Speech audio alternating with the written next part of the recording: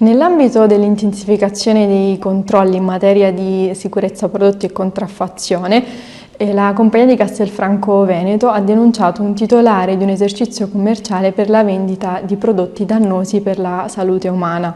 Il soggetto era già noto alla compagnia perché nel 2023 era stato sottoposto già a un accertamento.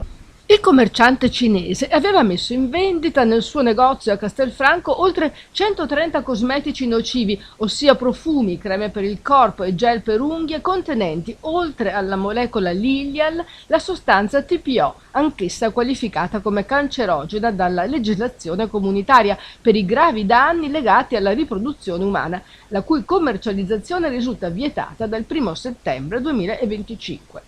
Già nel 2023 lo stesso cittadino cinese era stato segnalato alla procura dopo che le Fiamme Gialle avevano trovato nel suo negozio altri 150 articoli contenenti la sostanza cancerogena Lilial, bandita dall'Unione Europea dal 2022. Nel negozio c'erano inoltre altri 800 articoli di bigiotteria senza le indicazioni riguardo la composizione dei materiali e l'origine.